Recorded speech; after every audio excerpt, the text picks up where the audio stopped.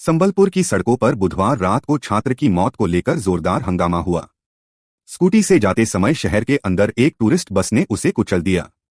Lakshmi talkies चौक पर प्रदर्शन के दौरान लोगों ने पुलिस की लच्चर ट्रैफिक व्यवस्था को लेकर नारेबाजी की। पुलिस ने भी लाठीचार्ज किया। बढ़ते तनाव को देखते हुए वहां एक प्लाटून पुलिस फोर्स तैनात किया गया।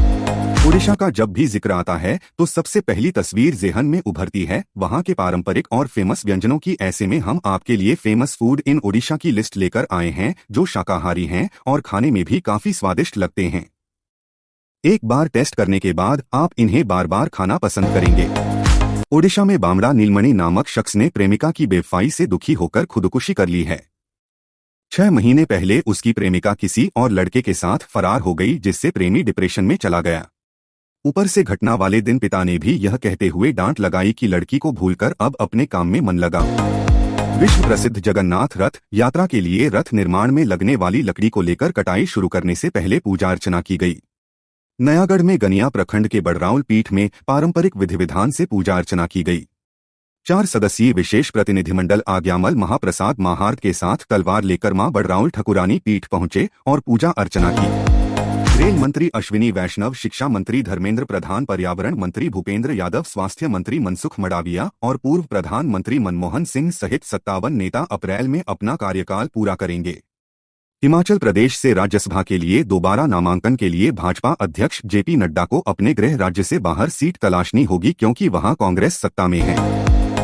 बिहार के मुख्यमंत्री नीतीश कुमार को INDIA का संयोजक बनाए जाने की चर्चाओं पर सुशील मोदी ने कहा कि नीतीश कुमार सहयोगी दलों को ब्लैकमेल करके संयोजक बनने जा रहे हैं।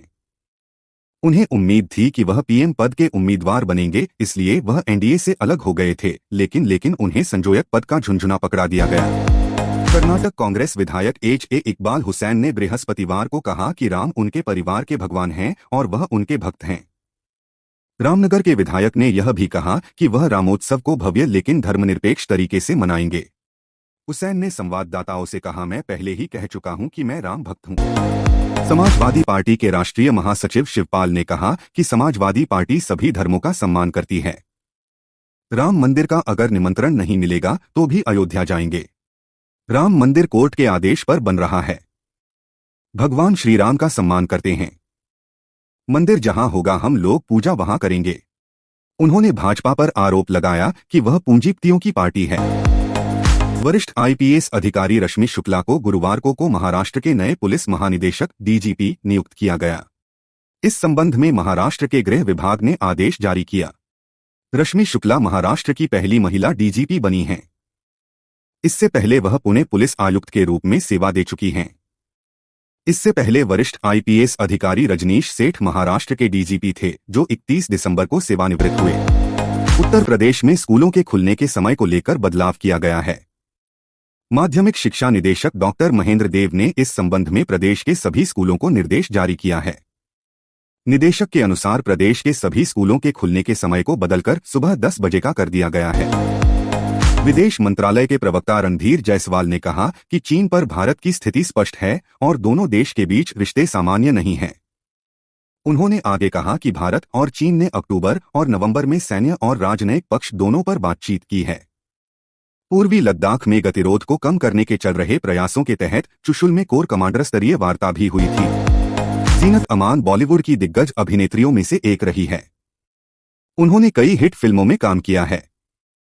अब हाल ही में एक्ट्रेस ने सोशल मीडिया पर फिरोज खान से जुड़ा एक किस्सा शेयर किया है। इसमें उन्होंने बताया है कि कैसे उन्होंने फिरोज खान की फिल्म को मना किया और इसके बाद एक्टर ने तमतमाते हुए उन्हें फोन पर अपशब्द कह दिए थे। भाजपा के राष्ट्रीय अध्यक्ष जेपी नड्डा ने गुरुवार को सभी राज्य नेताओं को 22 जनवरी को अभिषेक समारोह से पहले 2 से 3 घंटे का दैनिक स्वच्छता अभियान चलाने का निर्देश दिया है। पार्टी सूत्रों ने कहा कि स्वच्छता पर विशेष जागरूकता अभियान भी चलाया जाना है, जिसमें समाज के सभी वर्गों के लोगों को शामिल किया जाएगा। विदेश मंत्रालय के प्रवक्ता रणधीर जायसवाल ने कहा कि चीन पर भारत की स्थिति स्पष्ट है और दोनों देश के बीच रिश्ते सामान्य नहीं हैं। उन्होंने आगे कहा कि भारत और चीन ने अक्टूबर और नवंबर में सैन्य और राजनयिक पक्ष दोनों पर बातचीत की है।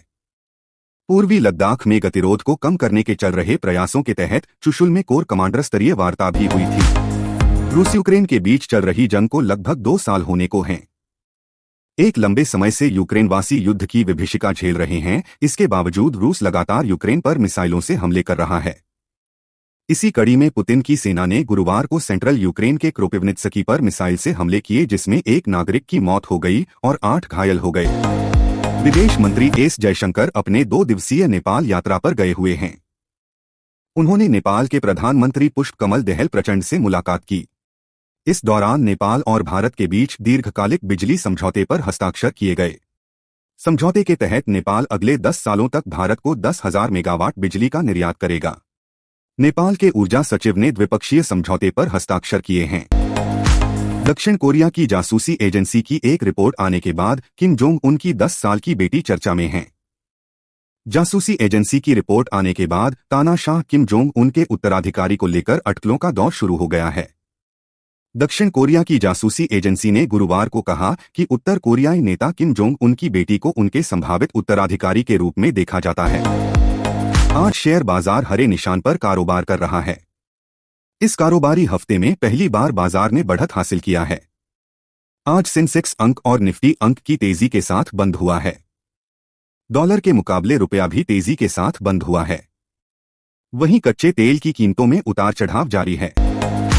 भारत ने इंग्लैंड और ऑस्ट्रेलिया के खिलाफ एक टेस्ट मैच जीते, लेकिन सीमित ओवरों की क्रिकेट में अभी टीम को काफी कुछ करने की जरूरत है। ऑस्ट्रेलिया के खिलाफ दूसरे वनडे में भारतीय टीम का फील्डिंग अच्छी नहीं रही थी और उसे 3 रन से हार का सामना करना पड़ा था, जबकि तीसरे मैच में भारतीय टीम 148 रन पर आउट हो गई। अफ्रीका और भारत के बीच केप टाउन के न्यूलैंड्स में सीरीज का दूसरा टेस्ट मैच खेला गया। रोहित शर्मा ने इतिहास रचते हुए धोनी के बाद दक्षिण अफ्रीका में दूसरे कप्तान बनते हुए ये सीरीज ड्रॉ की। इस मैच में दोनों टीमों की दोनों पारियों में सिर्फ 642 गेंदें खेली गई।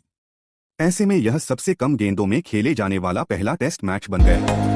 भारत और दक्षिण अफ्रीका के बीच खेली गई 2 मैचों की टेस्ट सीरीज ड्रॉ रही। केप टाउन के न्यूलैंड्स स्टेडियम में दूसरे टेस्ट के दूसरे दिन भारत ने साउथ अफ्रीका को 7 विकेट से हराकर जीत दर्ज की।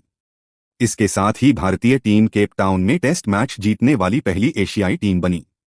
श्रेयस के बल्ले से जीत का चौका निकला। केप टाउन में भारत और साउथ अफ्रीका के बीच दूसरे टेस्ट के पहले दिन नाबाद लौटे एडन मार्करम ने दूसरे दिन संभलकर बल्लेबाजी की। एक छोर से लगातार विकेट गिरते रहे, लेकिन मार्करम ने साउथ अफ्रीका की पारी को संभालने के लिए अकेले लड़ाई लड़ी। मार्करम ने 1 मैन आर्मी का रोल निभाते हुए अपने टेस्ट करियर का 7वां शतक जड़ा। सिडनी क्रिकेट ग्राउंड में ऑस्ट्रेलिया और पाकिस्तान के बीच 3 मैचों की टेस्ट सीरीज का दूसरा मैच खेला जा रहा है। बारिश और खराब लाइट के कारण दूसरे दिन का खेल देरी से शुरू हुआ। मैच के दूसरे दिन स्टंप्स तक ऑस्ट्रेलिया ने बोर्ड पर 2 विकेट गंवाकर 116 रन बनाए।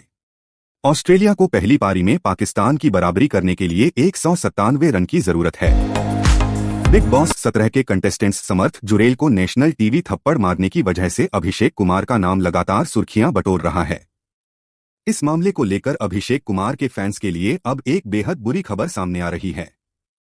खबर है कि वीकेंड का वार में अभिषेक को बिग बॉस के घर के नियम को तोड़ने की सजा मिल सकती है। बिग बॉस सीजन 17 से निकलने के बाद यूट्यूबर अनुराग डोभाल घरवालों और मेकर्स पर अपनी भड़ास निकालने से जरा भी नहीं हिचकिचा रहे हैं। हाल ही में उन्होंने बाहर आते ही स्टैंड अप कॉमेडियन और बिग बॉस 17 के सबसे मजबूत कंटेस्टेंट मुनव्वर फारूकी से अपनी पुरानी भड़ास निकालते हुए उन्हें धमकी तक दे डाली है। आजकल ऑनलाइन फ्रॉड के मामले तेजी से बढ़ते जा रहे हैं। इसका शिकार सिर्फ आम लोग ही नहीं बल्कि बॉलीवुड सेलेब्स भी हो रहे हैं। बीते दिनों ही एक्ट्रेस अंजलि पाटिल और अभिनेता राकेश बेदी को लाखों का चूना लग चुका है। इनसे पहले भी कई ऐसे स्टार्स हैं जो ऑनलाइन ठगी का शिकार हो चुके हैं। चलिए जानते हैं उनके बारे में। बैडमिंटन प्लेयर प्रकाश पादुकोण के घर जन्मी मल्टी टैलेंटेड दीपिका पादुकोण के करियर ने शानदार सफर देखा। नेशनल लेवल पर बैडमिंटन खेलने के साथ एक्ट्रेस ने मॉडलिंग में भी खूब नाम कमाया। जब हिंदी फिल्म इंडस्ट्री में कदम रखा तो वहां भी छा गई। एक्ट्रेस के खाते में कई यादगार फिल्में दर्ज हैं। इनमें से कुछ फिल्मों का क्रेडिट कैटरीना कैफ को मिलता है। बीते साल साउथ एक्ट्रेसेस रश्मिका मंदाना का नाम डीप फेक वीडियो को लेकर काफी चर्चा में रहा है। इस मामले को लेकर एक्ट्रेस ने आवाज उठाई और उनके समर्थन में तमाम फिल्मी सितारे भी उतरे। इस बीच जाह्नवी कपूर ने एक बड़ा खुलासा किया है, जिसके चलते जाह्नवी ने बताया है कि वह रश्मिका की तरह डीप फेक का शिकार हो चुकी हैं। निर्देशक राजकुमार हिरानी की फिल्म डंकी रिलीज के 2 सप्ताह का सफर पूरा कर चुकी है। दुनिया भर में कमाई के मामले में डंकी की रफ्तार धीमी बेशक हुई है, लेकिन शाहरुख खान की ये मूवी अब भी फैंस का भरपूर मनोरंजन कर रही है। इस बीच डंकी के वर्ल्ड वाइड कलेक्शन की लेटेस्ट रिपोर्ट सामने आ गई है।